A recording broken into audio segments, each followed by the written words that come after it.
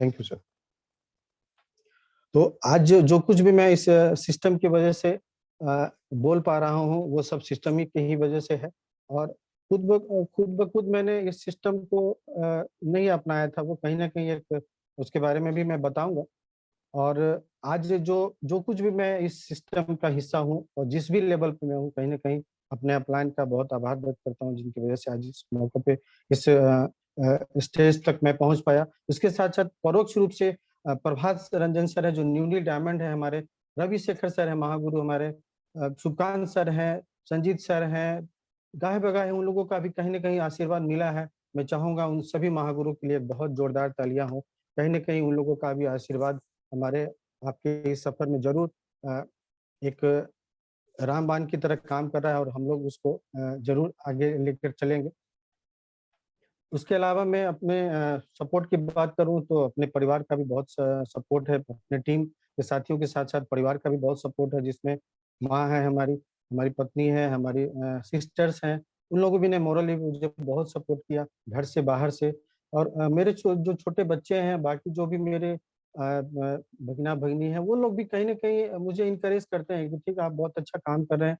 कहीं न कहीं वो एक नई पीढ़ी के होते हुए भी एक अच्छी सोच के साथ मुझे मोरली सपोर्ट करते हैं, तो ये अच्छा लगता है। और बाकी जो बात करूँ तो जो घर में एक मैरिड जो जो घरेलू परेशानियाँ होती है, मैं उससे अपने आप को काफ़ी पत्नी का सहयोग बहुत मिला है, तो कहीं न कहीं उन लोगों का सबका धन्यवाद करता हूँ, तहे दिल से नमन करता हूँ सबको। और एक जो अ, घर से सपोर्ट मिलता है, तो कहीं न कहीं आदमी एक माइंडसेट के साथ, एक पॉजिटिव माइंडसेट के साथ फ्री होकर काम करता है कि चलो, कम से कम घर वाले तो हमारे समझ रहे हैं। बाकी जो सिस्टम की बातें हैं, वो मैं फिर आगे बताऊँगा।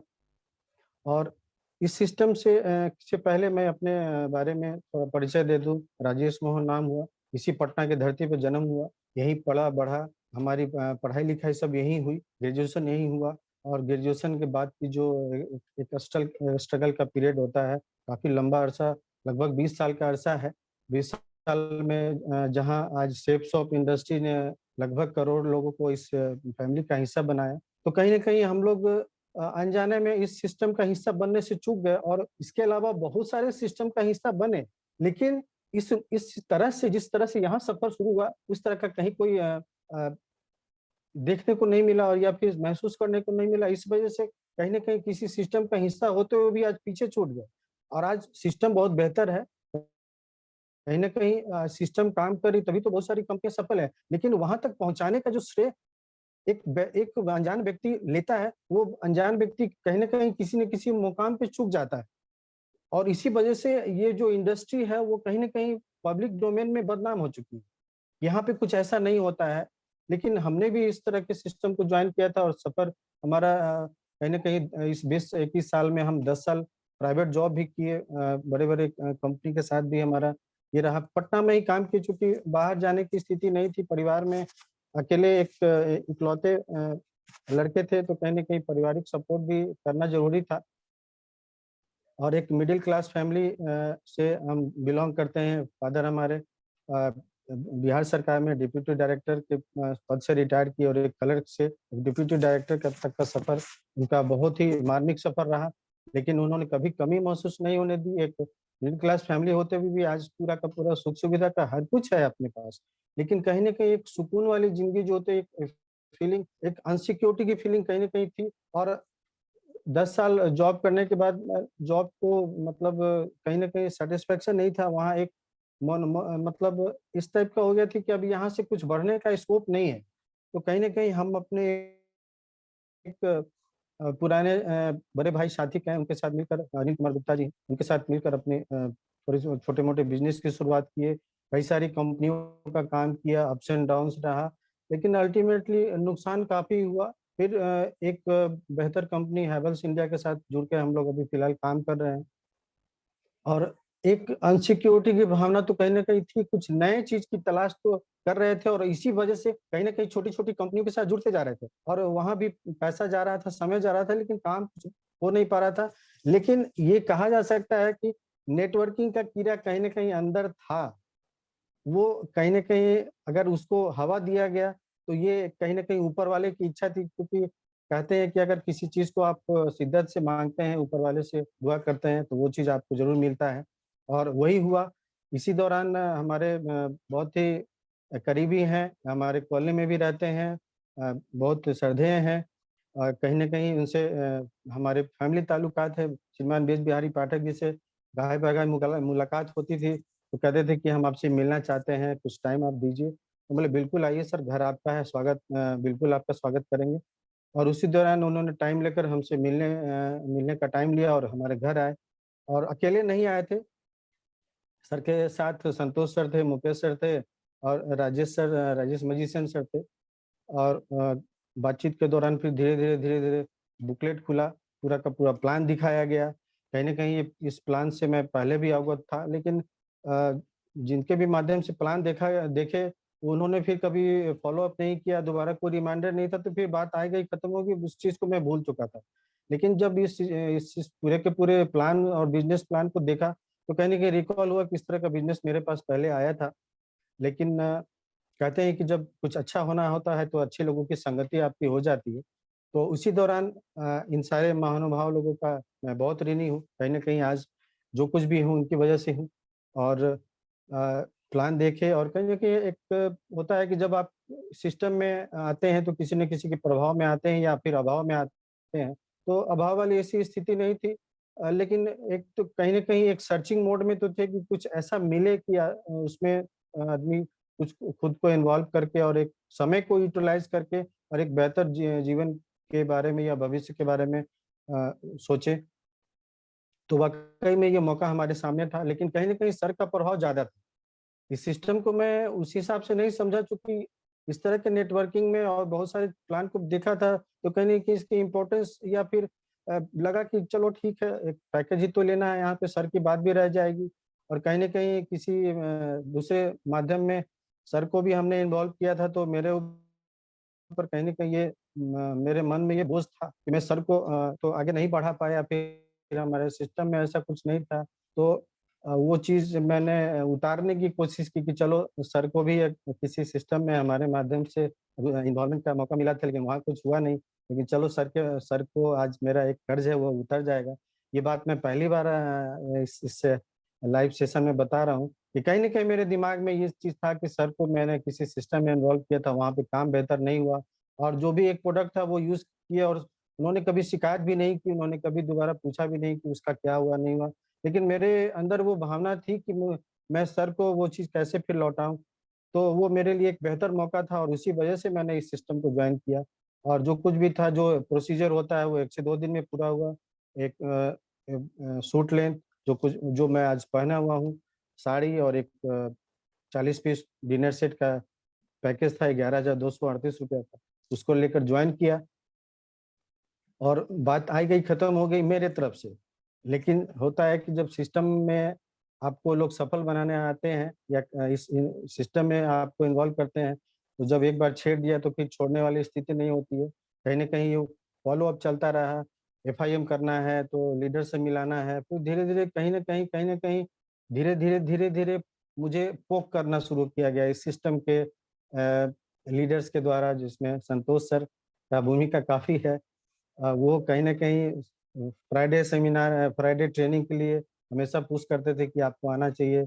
उसमें राजेश सर का भी योगदान है कि वो भी बराबर फ़ोर्स करते थे कि नहीं आपको चलना चाहिए और भीम सर को भी लगा दिया सुबह-सुबह कॉल करने के लिए। तो कहीं न कहीं धीरे-धीरे एक मतलब जाल बिछाया जाने लगा ताकि हम हमको उसमें पूरी तरह से इन्वॉल्व कर दिया जाए।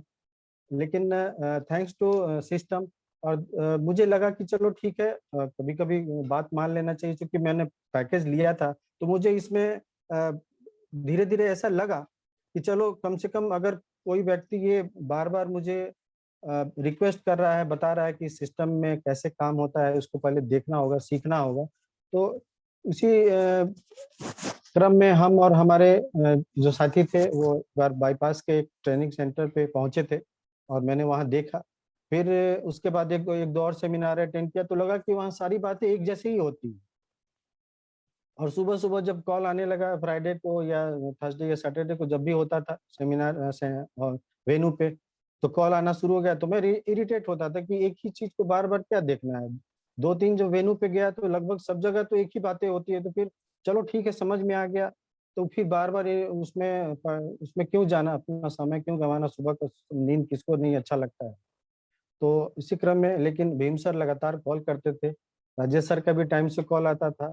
तो धीरे-धीरे ये बात पता चली कि सब जगह एक ही प्रोग्राम होता है, सब जगह एक ही गीत गाना गाना बजता है। तो जब एक ही गीत, एक ही गाना गाने-गाने से अगर लाखों रुपए कमाया जा सकता है, तो फिर दूसरा गीत गाने की ज़रूरत क्या है? दूसरा गाना गाने की ज़रूरत क्या है? ये बात समझ में आई, तो कहीं न कहीं थोड़ा-सा लगा कि चलो भाई ठीक है, इस गाने को ही अगर गाने से अगर ज़िंदगी बेहतर होगी, अ, आगे का रास्ता बेहतर होगा, भविष्य बेहतर होगा, एक फैमिली सिक्योरिटी होगी, तो कहीं न कहीं इसको करके देखते हैं। और धीरे-धीरे इन्वॉल्वमेंट शुरू हुआ। उसी दौरान डायमंड शिप देखने का मौका मिला अमन सर का। वहाँ का वाइब्रेशन ही कुछ अलग था। लाइफ में फर्स्ट टाइम इस तरह का प्रोग्राम हम देखे थे, और भी बहुत सारी कंपनियों का पटना में छोटा-मोटा प्रोग्राम होता था। लेकिन ये जो डायमंड शिप का फंक्शन देखे, वो कहीं न कहीं हमारे अंदर वो घर कर गया। लगा कि नहीं भाई, एक आम आदमी जो कि कहीं न कहीं हमारे ही बीच का है, उसको इतना अच्छा, इतना सम्मान मिल रहा है, परिवार के साथ सम्मान मिल रहा है, और पूरे के पूरे जो माहौल थे, वो कभी खुशनुमा माहौल रहा, कभी गमगीन माहौल रहा। तो सब कुछ एक बहुत ही इमोशनल रहा मेरे लिए कुछ पल। मुझे लगा कि नहीं, जब एक समस्तीपुर के एक छोटे से शहर के एक मिडिल क्लास फैमिली से बिलॉन्ग करने वाले अमन सर जब इस सिस्टम में सफल हो सकते हैं, तो ऐसा कुछ काम नहीं है कि जब एक व्यक्ति कर सकता है तो अगला व्यक्ति नहीं कर सकता है। तो इस सोच के साथ मैंने उस समय मुट्ठी बाँधा था कि चलो ये सिस्टम बेहतर है, मैं इसको कहीं न कहीं आगे कैरी आउट करूँगा, और अपने आप को काफ़ी अ, सौभाग्यशाली मानता हूँ कि धीरे-धीरे Santosh sir, Mukesh sir, Rajesh sir, Nidhi madam, Manjay sir का साथ मिलने लगा, और प्लान करना सीखा। मंजय सर का जो मोरली सपोर्ट था, उस समय सर से बहुत ज़्यादा कम्युनिकेटिव नहीं रहे, लेकिन सर कहीं न कहीं परोक्ष रूप से हमारे ऊपर नज़र ज़रूर रखे हुए थे। अपने अपलाइन हमारे जो संतोष सर हैं, मुकेश सर, उनके माध्यम से, चूँकि ये पटेल नगर के एरिया में हम और ब्रिज बिहारी पाठक सर जॉइन किए थे, तो इस एरिया से बहुत ज़्यादा अवेयरनेस नहीं था लोगों का। लेकिन इस एरिया में धीरे-धीरे लोगों का चहलकदमी बढ़ने लगा, तो धीरे-धीरे टीम भी बढ़ा, और कहीं न कहीं सिस्टम का हिस्सा बनते चले गए, तो एक काम भी बेहतर होता चला गया। जहाँ 2 लोगों की बात सोचते थे, वहाँ कैसे क्यूएसी क्वालीफाई कर गए, अपलाइन टारगेट क्वालीफाई कर गए, मोबाइल गिफ्ट में मिला डायमंड लीडर रवि सर के माध्यम से, और क्यूएससी हुआ रविशेखर सर के, जहाँ उस वक़्त सर की अहमियत मुझे नहीं पता थी कि रविशेखर सर कौन है, लेकिन जब लगा कि इतने हज़ारों की भीड़ में सर को सम्मानित करके मंच पे लाया गया, और सर इतनी अच्छी स्पीच दे रहे हैं, तो कहीं न कहीं वो चीज़ समझ में आई कि यहाँ पे जीवन बेहतर बिल्कुल है, आप एक सुरक्षित हाथों में हैं, और उस वक़्त परिवार के साथ स्टेज पे सम्मानित हुए, क्यूएससी का अवार्ड मिला। तो एक जो कॉन्फिडेंस लेवल होता है वो और बढ़ा, और धीरे-धीरे सिस्टम में इन्वॉल्वमेंट होता चला गया, और हमारी सफ़र इस तरह से चलती चली गई। मुकेश सर से प्लान करना सीखा, राजेश सर से प्लान करना सीखा, उनके साथ जा के लोगों को प्लान करते थे। वो देखते थे उनको प्लान वो कैसे कर रहे हैं। इस बीच मंजय सर जी का कोर ट्रेनिंग भी लेने का मौका मिला, जो बहुत ही कहीं न कहीं एक टर्निंग पॉइंट था। एक बेहतर अपने आप को समझ पाने में मुझे काफ़ी मदद मिली।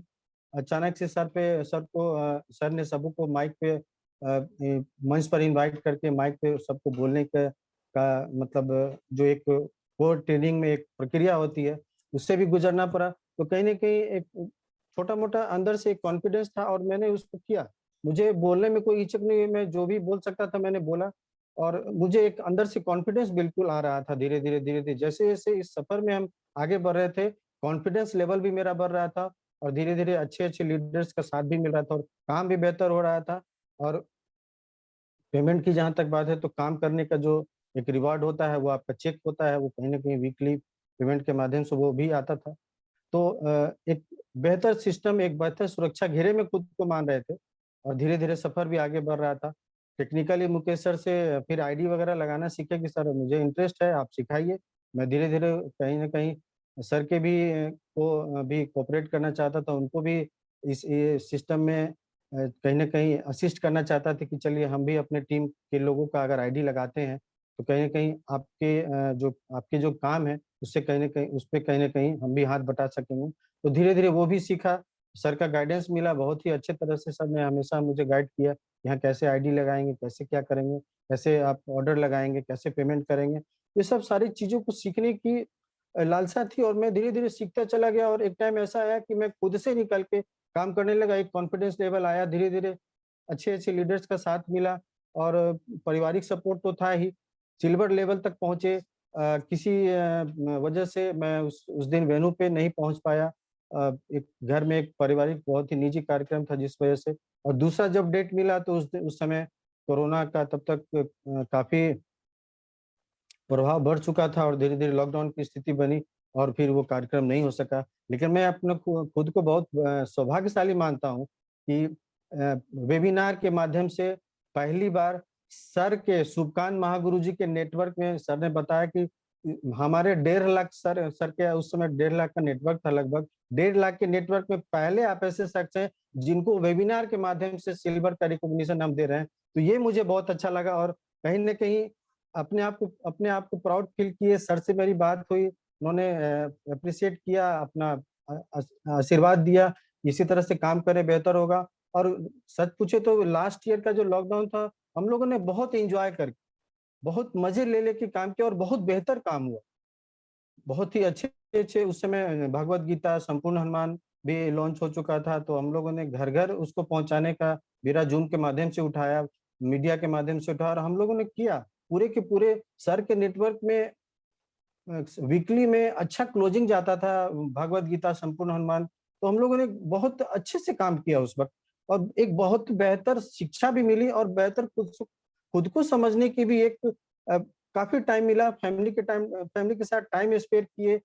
बड़े-बड़े टॉप लीडर्स, मेंटर्स, बड़े-बड़े जो सक्सेस सपोर्ट सिस्टम के जो पिलर हैं, उनका मतलब परोक्ष रूप से सपोर्ट मिलने लगा। वेबिनार के माध्यम से उन्होंने पूरे कंट्री में अपने लोगों को संपर्क कर के और इस सिस्टम के साथ जोड़े रखा, ये सबसे बड़ी बात है। तो मुझे बहुत अच्छा लगा, ये सब मैं बहुत एन्जॉय करता था उस वक़्त, कि चलो कम से कम खुद को समझने का मौका मिल रहा है, अपने जो एजुकेशन है उसको आगे बढ़ाने का मौका मिल रहा है। तो कहीं न कहीं इस सिस्टम को समझने का मौका बहुत बेहतर ढंग से मिला और हम लोगों ने उसको करके दिखाया। साथ में मंजय सर का भी बहुत-बहुत बहुत बहुत आभारी रहूँगा। उन्होंने पूरे के पूरे टीम को एक सूत्र में बाँध के रखा, जिसकी वजह से हम लोगों ने लॉकडाउन का पीरियड कैसे खत्म हो गया, फिर हम लोग बाहर निकल के काम करने लगे। तो पूरा एक माहौल जो था वो काफ़ी खुशनुमा माहौल था। इस बार का थोड़ा कोरोना का थोड़ा कुछ नेगेटिव इफ़ेक्ट ज़्यादा हुआ है, लेकिन सर को भी फिर से धन्यवाद देना चाहेंगे और महागुरु लोग को कि आज वो बीच-बीच में आके हम लोगों को एक कहीं न कहीं एक तसल्ली दे रहे हैं। फिर से सिस्टम में अपने आप को इन्वॉल्व करने के लिए बोल रहे हैं कि जहाँ पिछले साल आप लोगों ने रिकॉर्ड कायम किया था, जहाँ हमारे कंपनी के डायरेक्टर साहब मैं चाहूँगा रजत वर्मा सर के लिए एक बहुत जोरदार तालियाँ। उनको आना पड़ा सामने और सर ने आकर इस बात की घोषणा की कि शेफ शॉप के इतिहास में इतना ज़बरदस्त बिज़नेस आज तक कभी नहीं हुआ जो जो आप लोगों ने क्या किया, ऐसा क्या किया कि इतना ज़बरदस्त बिज़नेस आया है। तो कहीं न कहीं पूरा का पूरा जो एक वाइब्रेशन था वो हम लोग अपने अंदर महसूस कर रहे थे और सारे लीडर्स का सपोर्ट मिल रहा था और हम लोग भी कहीं न कहीं अपनी ज़िम्मेदारी समझ रहे थे कि सिस्टम जब हमको इतना अच्छा बेहतर दे रहा है, तो हमको इसको लेकर अब इसको धीरे-धीरे आगे लेकर चलना है। तो ये सफ़र मेरा रहा शेफ साहब का और कहीं न कहीं आज बेहतर है, बेहतर करने की कोशिश कर रहे हैं इस लॉकडाउन में भी और सर को बहुत आभार व्यक्त करेंगे कि हम लोगों को सब लोगों को एक सूत्र में बाँध के रखा और सर ने जो मुझे आज इस टॉपिक दिया है, पावर ऑफ रिस्पॉन्सिबिलिटी का, मैं उस पे बात करूँगा और सक्सेस सपोर्ट सिस्टम ड्रीमर्स का जो हम लोग एक हिस्सा हैं, इसमें चाहेंगे कि सक्सेस सपोर्ट सिस्टम और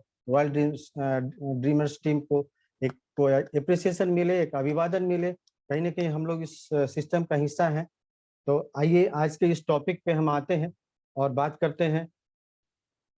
आज का इस जो टॉपिक है हमारा पावर ऑफ रिस्पॉन्सिबिलिटी, ज़िम्मेदारी की शक्ति क्या है? एक सिस्टम में क्या ज़िम्मेदारी है हमारी, उसके बारे में बात करेंगे। ऐसा नहीं है कि हम लोग कहीं न कहीं अपने दैनिक जीवन में ज़िम्मेदार नहीं हैं।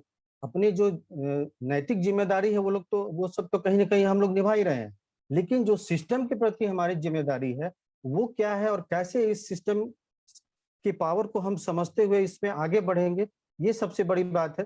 इस पे हम चर्चा करेंगे। सबसे पहले है कि जिम्मेदारी दी नहीं जाती बल्कि ली जाती है। वाकई में इसका सबसे बड़ा एग्जाम्पल है हमारे महागुरु, हमारे गुरु मंजे सर, जिन्होंने एक आगे बढ़कर इस जिम्मेदारी को लिया कि हाँ, हमारे सिस्टम में सर का इतना बड़ा नेटवर्क है, लेकिन सर की जो पहुंच है वो कहीं ना कहीं इस रिस्पॉन्सिबिलिटी के तहत सर हर जगह पहुंच जाते हैं, हर जगह हर लीडर के की समस्या को समझते हैं और कहीं न कहीं उन तक उनकी पहुँच होती है, तो कहीं न कहीं एक बेहतर लीडरशिप में सर काम किए और इस वजह से जिम्मेदार व्यक्ति के साथ काम किए। कहा जाता है कि जैसी संगति वैसी रंगति, तो कहीं न कहीं संगति का असर था और एक बेहतर लीडरशिप में काम करके सर ने खुद को एक जिम्मेदार व्यक्ति मानकर हम लोगों तक सर की पहुँच हुई। तो एक बहुत इससे अच्छा बेहतर एग्ज़ाम्पल नहीं हो सकता है कि जिस तरह से सर ने बढ़कर हमारी ज़िम्मेदारी ली है, तो हमें भी इस तरह की ज़िम्मेदारी आगे बढ़ के लेनी होगी। जैसे हम अपने बच्चों की ज़िम्मेदारी लेते हैं, वो कोई हमको बच्चा अपना ज़िम्मेदारी नहीं देता, हम अपने बच्चे की ज़िम्मेदारी लेते हैं कि हम उसको आगे लेकर जाएँगे। और कहीं न कहीं ये एक प्रकृति रूप से ये ज़िम्मेदारी हमको मिलता है, तो वहाँ भी तो कहीं न कहीं एक ज़िम्मेदारी है, या हम उसको करें, मजबूरी में करें या फिर स्वेच्छा से करें, हँसी से करें या दुखी से करें, वो ज़िम्मेदारी तो हमको निभानी है। लेकिन इस सिस्टम के प्रति हमारी जो ज़िम्मेदारी है, उसको भी बखूबी हमको देखना होगा, क्योंकि ये एक बहुत ही अहम हिस्सा है इस शेप्स ऑफ जर्नी का, जहाँ हम एक फ्रेशर के रूप में जॉइन करते हैं, तो हमारी एक ज़िम्मेदारी होती है। कैसे हम ज़िम्मेदारी लें, खुद के प्रति कैसे अब ज़िम्मेदारी लें, इसके बारे में हम बात करेंगे। तो सबसे पहला है कि खुद के खुद की ज़िम्मेदारी लेना। हम खुद की ज़िम्मेदारी कैसे लें और कैसे हम अपने आप को बेहतर करें, इसके बारे में बात करेंगे। सबसे बड़ा चीज़ है कि जो नेगेटिविटी जो हम लोग सुनते हैं आए दिन, या फिर जब हम जॉइन करते हैं फ्रेशर के रूप में, तो हम जब बाहर निकलते हैं या फिर ज़रूरत से ज़्यादा अति उत्साह में, चूँकि हम लोगों को ये बताया जाता है कि अभी आप फ्रेशर हैं, अभी इस सिस्टम के बारे में आप ज़्यादा लोगों को बता नहीं पाएँगे, तो कहीं न कहीं उस नेगेटिविटी का शिकार, लेकिन अंदर इतना एक्साइटमेंट होता है कि कहीं न कहीं वो गलतियाँ हम कर बैठते हैं और एक नकारात्मक अ, जो विचार है वो कहीं हमारे अंदर आता है। लेकिन अगर हम एक सकारात्मकता के साथ अगर हमको आगे बढ़ना है, इस सिस्टम में सफल होना है, तो कहीं न कहीं हमको अपनी दिल की आवाज़ सुननी होगी कि हम अपने दिल की आवाज़ सुनकर इस सिस्टम का हिस्सा बने, तो हम अपने भविष्य में जो हमारा जो भविष्य उज्ज्वल भविष्य की हमने कामना की थी, उसकी भी आवाज़ हमको कहीं न कहीं सुननी पड़ेगी।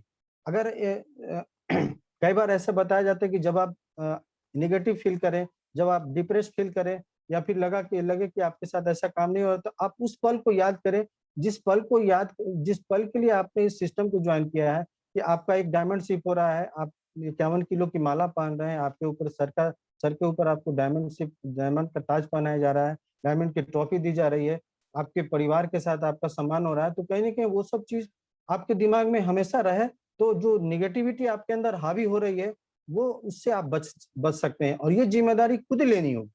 क्योंकि कभी-कभी घर वालों का भी साथ नहीं मिलता है, वहाँ से भी आपको विरोध झेलना पड़ता है और ये शुरुआत में ये घर से ही होती है। तो उस चीज़ को अगर हम बेहतर ढंग से अगर लेंगे तो अच्छा होगा। और सबसे बड़ा चीज़ है कि जो ज़िम्मेदारी है, वो किसी लेवल से नहीं होता है, किसी पद से नहीं होता है। ज़िम्मेदारी ज़िम्मेदारी है, वो हम किसी भी लेवल से ले सकते हैं, चाहे वो फ्रेशर लेवल पे हो, चाहे जैसे-जैसे हमारा लेवल बढ़ रहा है। तो ये ज़िम्मेदारी हर एक लेवल पे होनी चाहिए।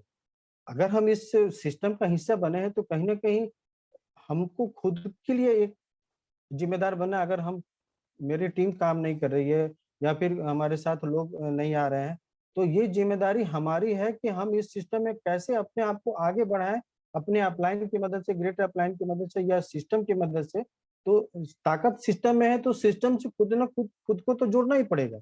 अगर हम कुछ अलहदा करने की कोशिश करेंगे तो काम बेहतर नहीं होगा।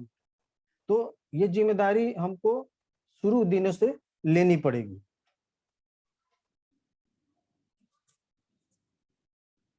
और जो मैं बात कर रहा था कि सिस्टम में हमारी क्या ज़िम्मेदारी है, उस पे भी हम बात करेंगे। अलग-अलग लेवल के हिसाब से लोगों को जिम्मेदारियां दी जाती है, लेकिन जो ओवरऑल एक कॉमन जिम्मेदारी है, उस जो फ्रेशर लेवल से ग्राउंड लेवल तक की जो लीडर्स की जो जिम्मेदारी होती है, वो एक कुछ कॉमन जिम्मेदारियां हैं जो सबके लिए है। एक बेहतर टीम, एक बड़ी टीम बनाने के लिए जिम्मेदारी खुद को लेनी पड़ेगी।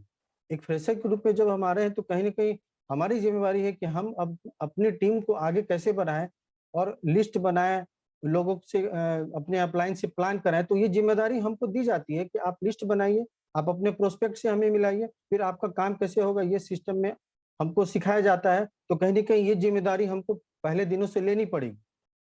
उसके अलावा जब हम धीरे-धीरे इस सिस्टम में आगे बढ़ते हैं, सिस्टम की बातों को सीखते हैं, तो उसी बात को कॉपी पेस्ट हमें अपने ग्रो लाइन के साथ करना पड़ेगा। अपने जो हमारे टीम है, जो हमारे दोनों तरफ की टीमें हैं, जो लेफ्ट और राइट है, वो 2 टीम है, ये तो सिस्टम का हिस्सा है कि लेफ्ट टीम है, ये राइट टीम है। लेकिन एक जो पेड़ होता है ना, तो उसमें सारी चीज़ों का कहीं न कहीं टहनी का, पत्ते का, सबका अपना-अपना एक रोल होता है, लेकिन वो पूरा का पूरा मिलाकर ही एक टीम बनता है, एक पूरा का पूरा पेड़ बनता है। तो हमको इसमें हर एक लेवल से जो कुछ भी हम सीख रहे हैं, वो कहीं न कहीं धीरे शुरुआती दिनों से अगर हम सिखाने की प्रवृत्ति में भी आ जाएँगे, तो कहीं न कहीं एक बेहतर टीम बनाकर काम करने में सहूलियत होगी। और जो टीम के साथ जो छोटी-मोटी परेशानियाँ आती हैं, उसके साथ भी हमको कोरिलेट करके अपने अपलाइन को के माध्यम से उनको भी सुलझाने की कोशिश करना है, ताकि जो इ अ, इधर-उधर के कामों में लोगों का भटकाव होता है, उससे हम उनको रोक सकेंगे। नहीं तो फिर वो काम के बजाय फिर शिकायतों का पुलिंदा लेके आपके साथ बैठ जाएँगे कि भाई मेरा काम नहीं हो रहा है, हमारी ये प्रॉब्लम है, हमारी ये समस्या है, तो फिर खामखा जो बेसिक चीज़ है वो छूटता चला जाएगा। तो ये सब भी चीज़ें हैं कि छोटी-मोटी अगर किसी को कुछ प्रॉब्लम है, चाहे वो पैकेज नहीं आया हो, चाहे आईडी का समस्या हो या आईडी ग्रीन नहीं हुआ हो या किसी वजह से किसी का प्लान हो, फ़ॉलो अप नहीं हो रहा हो, तो सब चीज़ों को देखना, ये कहीं न कहीं समस्या को लेकर हमको चलना पड़ेगा। आगे करेंगे सर?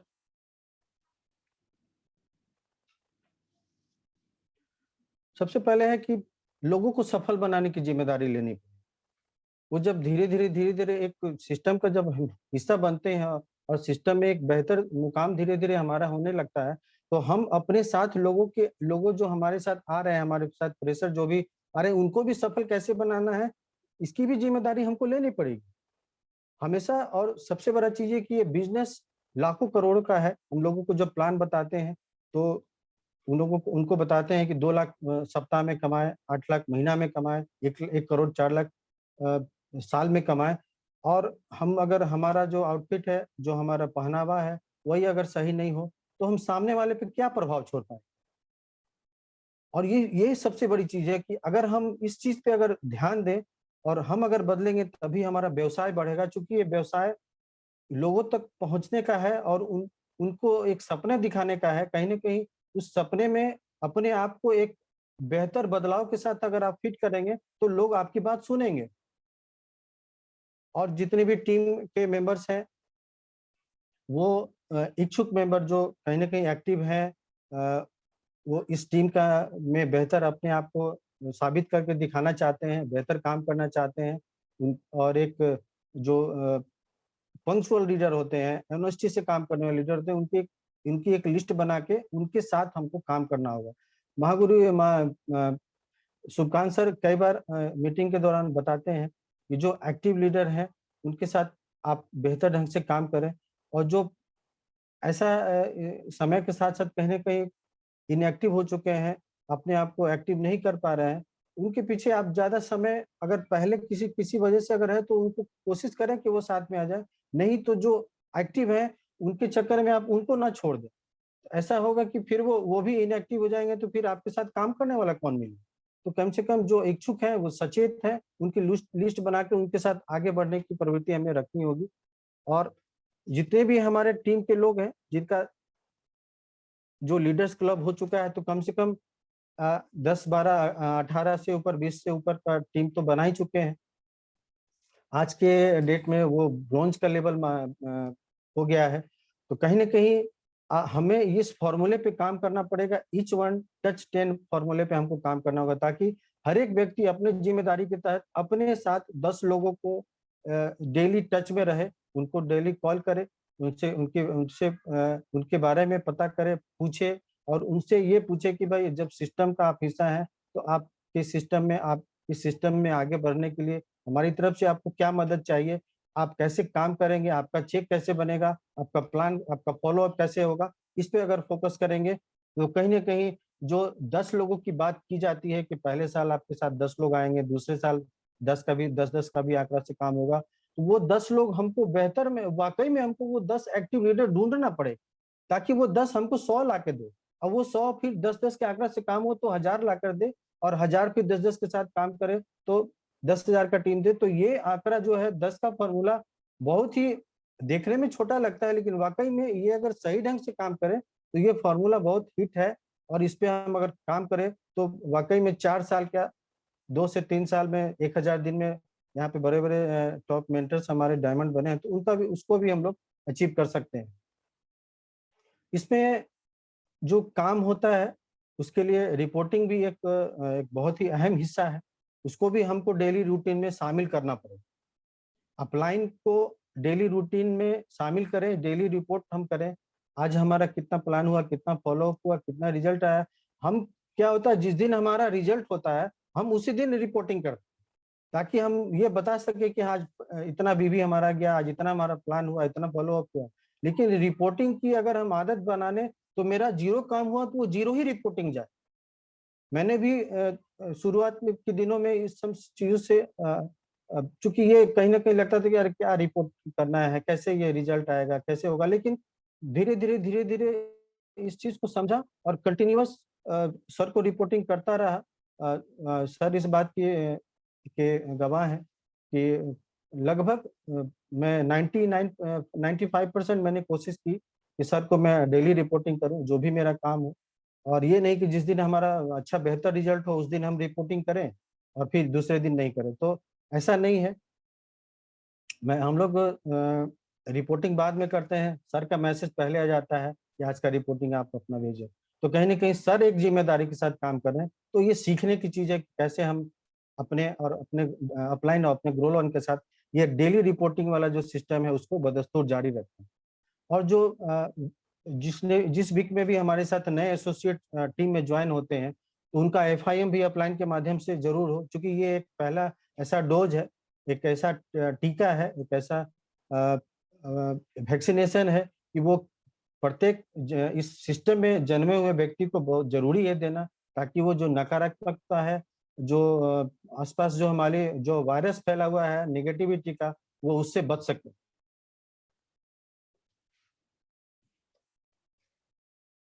और इसके साथ साथ वीकली ग्रुप मीटिंग भी जो हम अगर चाहें तो अपने सिस्टम में बदस्तूर कर सकते हैं। इससे क्या होगा कि हमारे टीम में एक कोऑर्डिनेशन बनेगा, ग्रो लाइन के साथ अपलाइन के साथ बैठकर भी हम एक मीटिंग अटेंड करवा सकते हैं, अपलाइन के माध्यम से खुद भी अरेंज कर सकते हैं। अगर हम एक सिल्वर लेवल पे अगर सर की इजाज़त होगी तो उस लेवल पे भी आप इजाज़त लेकर कर सकते हैं, चाहे लीडर्स क्लब पे भी कर सकते हैं। तो छोटे छोटे ग्रुप मीटिंग से क्या होगा कि आपस की जो तालमेल है वो बेहतर होगी, एक दूसरे को समझने का बेहतर मौका मिलेगा। और ये सब शुरुआत के दिनों से हम लोगों ने देखा है, इन सब चीजों से कहीं ना कहीं एक डेवलपमेंट बिल्कुल होता है और सिस्टम का हिस्सा है ये सब सुनी सुनाई बातें नहीं है, ये कहीं ना कहीं ये किताबों में या वीडियो में नहीं है, ये सब चीजों को प्रैक्टिकली हमने फील किया है और वाकई में ये सब काम करता है। ये सब कहीं ना कहीं आपके सफर में ये माइलस्टोन है, इसको हमको पार करना ही पड़ेगा। और वेन्यू पर भी जितने एक्टिविटीज होते हैं, शुरुआत के दिनों में जब मैं सेमिनार में जाया करता था तो लोग टेस्टिमनी में लोग बताते थे कि सिस्टम के साथ लगा रहा, जुड़ा रहा तो मेरा बहुत बेहतर काम हुआ, मेरी टीम साइज कब बढ़ी होगी, मैं कभी पर्ल बन गया, रूबी बन गया, टोपाज बन गया, गोल्ड बन गया। तो मैं सोचता था कि ये फालतू बकवास करता है यार, कैसे ऐसा हो सकता है कि सेमिनार अटेंड करो, फ्राइडे ट्रेनिंग अटेंड करो, ये सब करते हुए टीम कैसे बढ़ जाएगी। लेकिन वाकई में ये बातें जो मंच पे से माइक पे जो बोला जाता है ना, वो दिल दिल की आवाज होती है। और वाकई में लोग इस चीज को, अगर हम इस दौर से गुजरे हैं, इस सफर से अगर हम जिस चीज को अगर हम पार करके गुजरे हैं, तो अगर हमको अगर मंच पे बोलने का मौका मिलेगा तो यही सब तो हम बताएंगे। कि हमने वीकली जो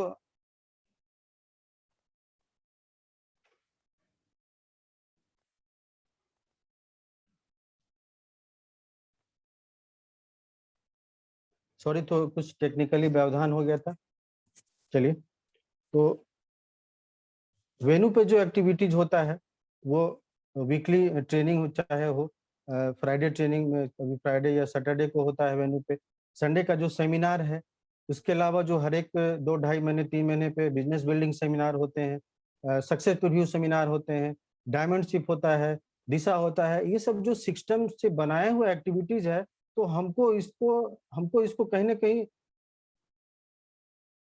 प्लीज आप लोग ऐसा ना करें, प्लीज, जो भी ऐसा कर रहे हैं।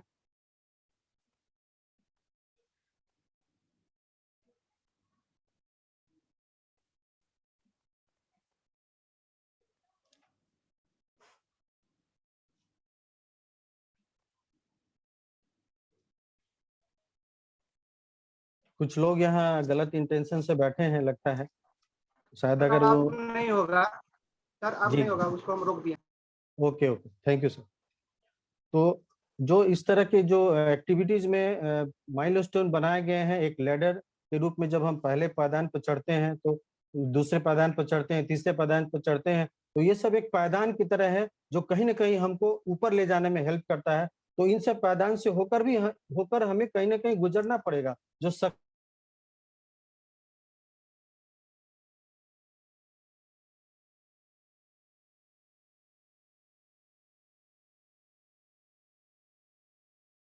राजेश जी, आवाज नहीं आ रही है। जी सर, आवाज आ रही है सर? हाँ, क्लियर है, क्लियर है। तो सर कॉल आ गया था सर। तो जो सक्सेस पाथ की बात बताई जाती है कि ये सीढ़ी ऊपर से नीचे से ऊपर जा रहा है, तो ये जो लैडर है, ये जो सक्सेस को अचीव करने का जो सीढ़ी है, इससे हमको गुजरना, इन सब चीजों को क्रॉस करके अचानक से एक बड़ी मुकाम को हासिल नहीं कर सकते। तो ये सब चीजें जो है उनको कहीं ना कहीं हमको फॉलो करना पड़ेगा, अपने आप को सिस्टम में बांध के रखना पड़ेगा, तो सफलता जरूर मिलेगी। तो ये जिम्मेदारी भी हमको उठानी पड़ेगी, अपने आप को सिस्टम के साथ अटैच रख के। आगे करेंगे सर।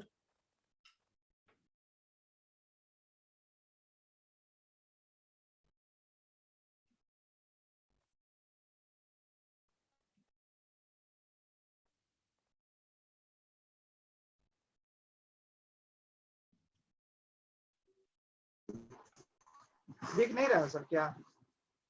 नहीं, स्लाइड आगे। आगे नहीं हो रहा स्लाइड, शौकत जी।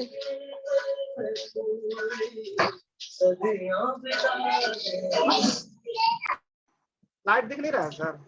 हाँ, क्लियर है, क्लियर है। ओवरलैप कर रहा है सर, थोड़ा सा बैक।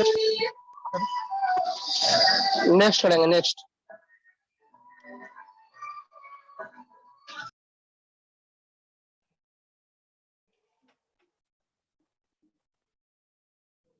अब सारे लोग वेट करेंगे, कुछ टेक्निकल इशू आ रही है, और कुछ कहीं ना कहीं हमारी टेक्नोलॉजी की वजह से टेक्निकल इशू आती है।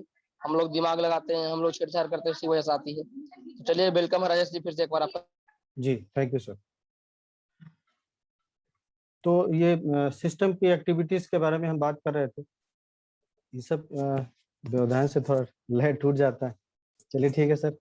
और सबसे बड़ा चीज है कि जो हम अपनी टीम के साथ जो एक कोर बनाने की बात होती है, कि जो एक बेहतर हमारा टीम बन सके, कहीं ना कहीं एक एक्टिव लीडर जो हमारा हो, जो प्लान दिखा सके, फॉलो अप कर सके, ज्वाइनिंग में हमारी मदद कर सके, शुरुआती कामों में सपोर्ट कर सके। तो इस तरह के कोर को भी हमको बनाने पे फोकस करना पड़ेगा, कि धीरे धीरे धीरे जब जो हमारा टीम बढ़ते जा रहा है प्रेशर लेवल पे, तो लगता है कि चलो ये अभी तो अभी सिस्टम का हिस्सा ही बने हैं, अभी अपलाइन हमारा काम करेंगे, हमारा चेक बनेगा।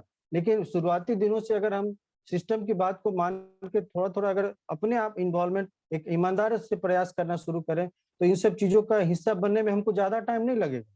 इस तरह का प्लान कोई बहुत बड़ा ऐसा टेक्निकल चीज नहीं है कि हम प्लान करना नहीं सीख सकते। लेकिन आज भी बहुत से ऐसे लोग हैं जिनको प्लान करना नहीं आता, वो आज भी अपलाइन के माध्यम से प्लान करवाते हैं। तो कहीं ना कहीं ये जिम्मेदारी उनको लेनी पड़ेगी, ताकि अगर एक बेहतर टीम बनाना है तो अपने कोर के साथ मिलकर काम करना होगा, एक कोर को भी एक बेहतर कोर बनाने के लिए प्रेरित करना पड़ेगा, तभी जाकर एक बेहतर जो एक पिरामिड है वो हमारा तैयार हो पाएगा। और धीरे-धीरे शुरुआती काम में जो इस सब व्यवधान है, उसको हमको कहीं न कहीं खत्म करनी पड़ेगी। और जो सिस्टम में सबसे बड़ा चीज़ है, जो हमारा सिस्टम है एथिक्स पे काम करता है, 3 कार्डिनल रूल्स को भी हमको फॉलो करना पड़ेगा। उसको 100% फॉलो करना पड़ेगा, चूँकि ये बिज़नेस जो है, ये घर तक जाने का है, लोगों के बेडरूम तक है, ड्राइंग रूम तक जाने का बिज़नेस है। तो कहीं न कहीं हमको एक मोरल वैल्यूज के साथ काम करना पड़ेगा। एक सिस्टम के प्रति ईमानदारी दिखानी पड़ेगी, अपने टीम के साथ ईमानदारी दिखानी पड़ेगी, अपने एसोसिएट के साथ, अपने प्रोस्पेक्ट के साथ एक बहुत ही बेहतर माहौल के साथ काम करने का एक जज़्बा बनाना पड़ेगा। तो ये एक बहुत ही बेहतर चीज़ है और ये बहुत अहम चीज़ है। इसको हमको 100% अपने जीवन में अमल करना ही पड़ेगा। नहीं तो फिर कहीं न कहीं एक डिस्ट्रैक्शन अगर होगा, तो हम काम से भटक जाएँगे और कहीं न कहीं जो हमारा गोल है, वो पीछे छूट जाएगा, हमारा लक्ष्य पीछे छूट जाएगा। और हमारा लक्ष्य पीछे छूटेगा, तो हमारे साथ जितने भी लोगों का उम्मीद बंधा हुआ है, वो सब भी कहीं न कहीं बिखरता चला जाएगा। तो इन सब चीज़ों की ज़िम्मेदारी हम सबको लेनी है, ताकि कहीं न कहीं हम एक सूत्र में बंधें और बेहतर ढंग से काम करें। इसके साथ-साथ जो अननेसेसरी जो अनप्रोडक्टिव काम में हम लोग अपना समय ज़ाया करते हैं, उसको प्रोडक्टिव कामों में हमको वो समय ला ज़्यादा से ज़्यादा प्लान हो सके, ज़्यादा से ज़्यादा फ़ॉलो अप हो सके और ज़्यादा से ज़्यादा रिज़ल्ट हो सके। मोर प्लान, मोर रिज़ल्ट, मोर प्लान, मोर फ़ॉलो अप, मोर रिज़ल्ट। तो ये फ़ॉर्मूला जो है, ये बहुत ही कारगर है और इस पे हमको काम करना ही पड़ेगा, कहीं न कहीं उस पे फ़ोकस करना पड़ेगा, ताकि हमारा लेवल भी बदले, हमारा जो इनकम है वो भी बढ़े। और कहीं न कहीं हम यहाँ पे इस सिस्टम में डायमंड बनने आए हैं, तो हमारा लेवल कैसे बढ़े? वो प्लान से बढ़ेगा, फ़ॉलो अप से बढ़ेगा, रिज़ल्ट से बढ़ेगा और एक लेवल बढ़ेगा तो चेक भी बढ़ेगा। और धीरे-धीरे, धीरे-धीरे जो टीम की साइज़ है हमारी बढ़ेगी और हमारे साथ जो लोग अटैच हुए हैं, उनको भी कहीं न कहीं उम्मीदें बढ़ेगी कि हमारे साथ के व्यक्ति हैं, वो धीरे-धीरे जब लेवल को अचीव कर रहे हैं, उनका सम्मान हो रहा है, तो उनके अंदर भी वो इच्छा जगेगी कि हम भी उस मुकाम तक पहुँचे। और बहुत सा हमारे जो मीटिंग में बहुत सारे ऐसे लीडर हैं जो सर के टीम में हैं, उनको भी रोज़ हम लोग देखते हैं डेली मीटिंग में, उनके साथ भी एक बेहतर काम हो रहा है। कहीं न कहीं मोर प्लान, मोर फ़ॉलो अप और मोर इसका जो रिज़ल्ट है वो हम लोग देख रहे हैं, तो इसे बातें कहने के लिए नहीं है, इसका रिज़ल्ट भी हम लोग देख रहे हैं, तो वाक़ई में हमको इसको 100% फ़ॉलो करना पड़ेगा, एक ज़िम्मेदारी के साथ। नेक्स्ट करेंगे सर। और आइए बात करते हैं, ज़िम्मेदारी छोटी या बड़ी नहीं होती, ज़िम्मेदारी ज़िम्मेदारी होती। तो इस सिस्टम में हम किसी भी लेवल पे हैं, तो हमारा एक ज़िम्मेवारी है, चाहे वो छोटा हो या बड़ा हो। इस पे एक कहानी है, जंगल में एक बार एक जंगल में बहुत भयंकर आग लगी और वो आग धीरे-धीरे, धीरे-धीरे बढ़ती जा रही थी और उस जंगल के जितने भी पशु-पक्षी, जानवर थे, वो कहीं न कहीं आग बुझाने या उसके तरीके निकालने के बजाय वो लोग सब लोग अपना-अपना जान बचा के इधर-उधर भागने लगे और अफरा-तफरी का माहौल था और आग बढ़ती चली जा रही थी। इसी बीच एक चिड़िया भी इस सारी चीज़ों को देख रही थी, तो कहीं न कहीं उसके मन में ऐसा विचार आया कि चलो एक प्रयास हम करते हैं। उसके तहत वो छोटी-सी चिड़िया थोड़ी दूर पे एक नदी थी, तालाब था, वहाँ जाकर चोंच में 2, 4, 5 बूँदें जो आ पाता था, वो लेकर आती थी, उस आग पर छींटती थी ताकि वो आग बुझ जाए। वो उड़ती थी और पानी लाकर छींटती थी, इस तरह से वो लगातार करती जा रही थी। तो पास के पेड़ पे एक बंदर बैठा था, बंदर राजा बैठे थे और वो काफ़ी मतलब एक तरह से अ, उसको कोसने के अंदाज में बोला कि ये क्या कर रही हो? तुम एक छोटी-सी चिड़िया इतना बड़ा जंगल में आग लगा है, तुम क्या कर सकती हो? तुम भी जान बचाकर भागो, सब लोग भाग रहे हैं, तुम भी भाग लो। तो तुमसे कुछ नहीं होने वाला है, बेकार का प्रयास कर रही हो, तुम नन्ही सी जान तुम क्या कर पाओगी? तो चिड़िया ने बहुत ही विनम्रता से जवाब दिया कि मैं अब मेरा जो कद है या जो मैं अपने लेवल से जो मेरी ज़िम्मेवारी है, मैं वो निभा रही हूँ।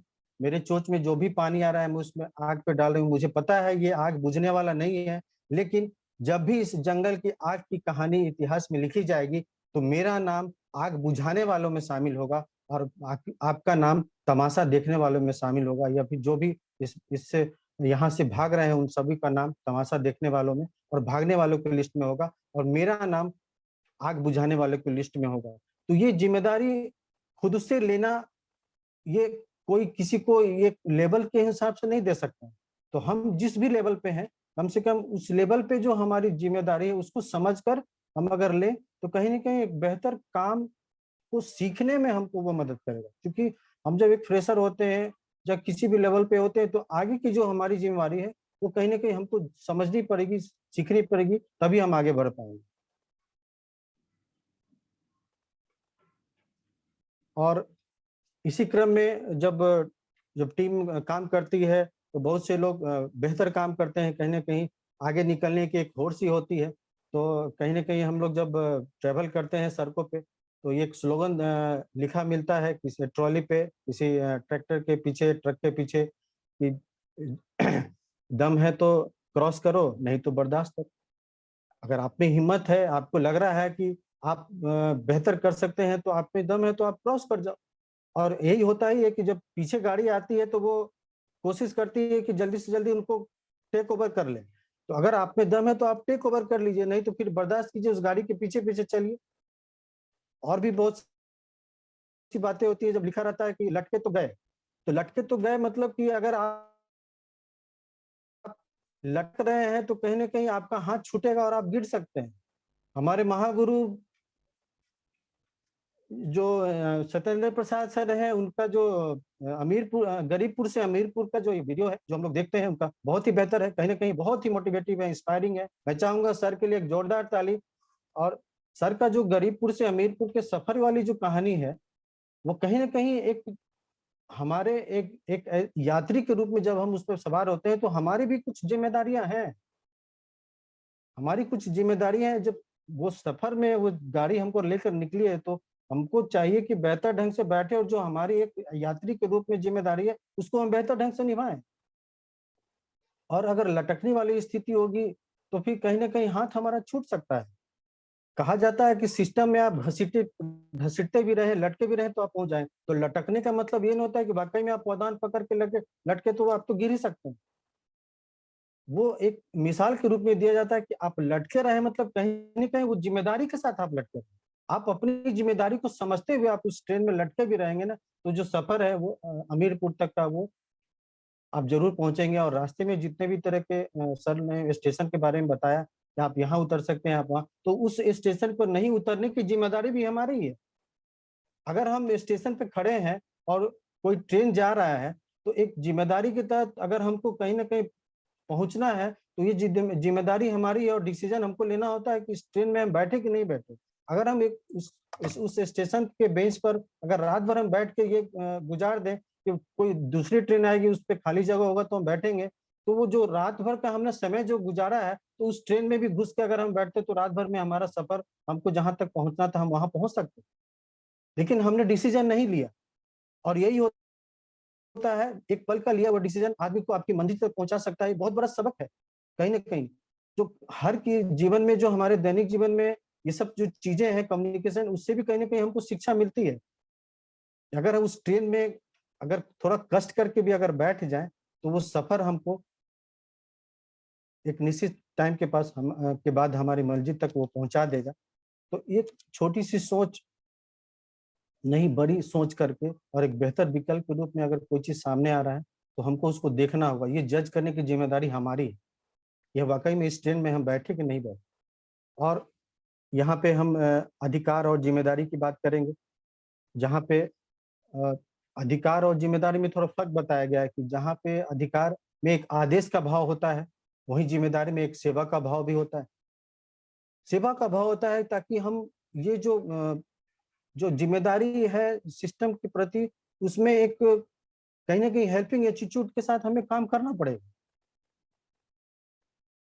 हम एनार्की नहीं कर सकते, तानाशाही नहीं दिखा सकते हैं। अधिकार में ऐसा होता है कि तानाशाही दिखा रहे हैं, लेकिन इसमें जो सिस्टम में है, वो टीम भावना दिखती है। टीम भावना के साथ एक काम करने की झलक दिखती है। अधिकार में हम क्या-क्या कर सकते हैं, ये हमको दिखाई देता है कि मेरे पास इतना अधिकार है, हम बहुत कुछ कर सकते हैं। लेकिन ज़िम्मेदारी में क्या-क्या करना चाहिए, ये हमको समझ में आता है। इसका भाव दिखता है। तो वाक़ई में दोनों में अंतर हम क्या कर सकते हैं और हमको क्या करना चाहिए, ये दोनों में अंतर है और ये जो छोटा-छोटा अंतर है हमको कहीं न कहीं सफल और विफल बनाने में बहुत सहयोग करता है, सफल बनाने में और किसी को नीचे गिराने में ये बहुत काम करता है। अधिकार का प्रयोग स्वैच्छिक है, उसमें स्व की भावना होती है, और यहाँ पे जिम्मेदारी में उस स्वेच्छा की भावना नहीं है, उसमें एक कंपल्सरी के तौर पे, कंपल्सरी रूप में आपको ये चीज जिम्मेदारी मिलता है कि आपको निभाना है। क्योंकि ये जिम्मेदारी हमें खुद ली है, तो ये कंपल्सरी के रूप, कंपल्सरी करके हम इसको लेंगे, ताकि जो आने वाला जो जो हम अपने टीम में वो चीज जो मैसेज देना चाह रहे हैं वो बहुत बेहतर मैसेज है। नेक्स्ट करेंगे सर, बैक करेंगे। अगर आप अपनी जिम्मेदारी खुद ले लेते हैं और आपने अपने सपने सच करने की चाहत विकसित हो जाएगी। यहाँ पे ये हम बताने की कोशिश कर रहे हैं कि अगर हम अपनी जिम्मेदारी ले लें और किसी भी निगेटिविटी से अपने आप को दूर रहें, तो जो हम सपना देखे हैं उसकी चाहत खुद ब खुद डेवलप कर जाएगी, और कहीं ना कहीं हम उस चीज को पाने के लिए किसी भी हद तक जाने को तैयार हो जाएंगे। और जो छोटा छोटा बदलाव होता है ना, वही कामयाबी का हिस्सा होता है। एक बड़ा सा सीढ़ी अगर हम ले लें, उसमें बहुत बड़ा बड़ा गैप बना दें, तो हम उस सीढ़ी पर नहीं चढ़ सकते। लेकिन अगर एक छोटा छोटा गैप बना कर अगर उस पर हम चढ़ना शुरू कर दें, तो वही कामयाबी की तरफ हमको ले जाता है। और ये बदलाव कहीं ना कहीं हमको अपने अंदर करना पड़ेगा, और यही बदलाव जो है हमको अपने सपने तक हमको पहुंचा सकता है। और सबसे बड़ा चीज है कि जब आप एक जिम्मेदारी लेते हैं, जिम्मेदारी के साथ काम करते हैं, तो उसके साथ साथ कुछ अच्छी बातें भी होती हैं। कहीं ना कहीं आपका नाम हर एक की जुबान पे होता है। आपको खुद ब खुद एक काम करने का एक मॉरल सेटिस्फेक्शन आपको मिलता है कि चलो एक बहुत बेहतर काम हो रहा है, कहीं ना कहीं लोग हमसे खुश हैं, हम लोगों की मदद कर पा रहे हैं, या फिर एक बेहतर काम हो रहा है, सभी लोग हमसे खुश हैं, या फिर हमारे टीम के जो आगे के लीडर हैं वो भी हमसे खुश है। कहीं ना कहीं हर किसी की खुशी में ही पूरी की पूरी टीम की खुशी है। इस बात का भी बहुत अंदर से सुकून मिलता है। और एक कहावत है कि दुनिया की सबसे बेहतर दवा है जिम्मेदारी। अगर एक बार पी लीजिए तो जिंदगी भर आपको थकने नहीं देगा, इसलिए कि आपने जो जिम्मेदारी ली है उस जिम्मेदारी को पूरा करना आपका फर्ज बनता है। और कहीं ना कहीं हमारे जो जितने भी बड़े बड़े मेंटर्स हैं, उन्होंने भी ये दवा पी है, तो आज वो बिना थके हम लोगों को इस सफर में लेकर चले हैं। तो हमको भी ये दवा पीनी पड़ेगी और बिना थके काम करना पड़ेगा।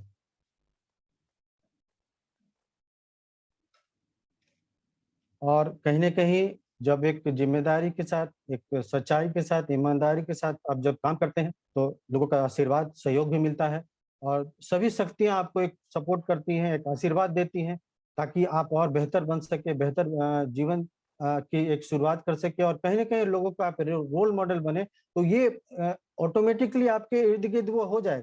ये आशीर्वाद आपको कहीं ना कहीं ऊपर से, ब्रह्मांड से मिलता है। जैसे सर बताते हैं कि जब आप किसी चीज के लिए बहुत शिद्दत से और पॉजिटिवनेस के साथ बोलते हैं कि ये चीज होगा, ये चीज हो जाएगा, तो भगवान भी बोलते हैं कि तथास्तु। तो कहीं ना कहीं इन सब चीजों का कहीं है, ये सब चीज हम लोग महसूस करते हैं इस सिस्टम में।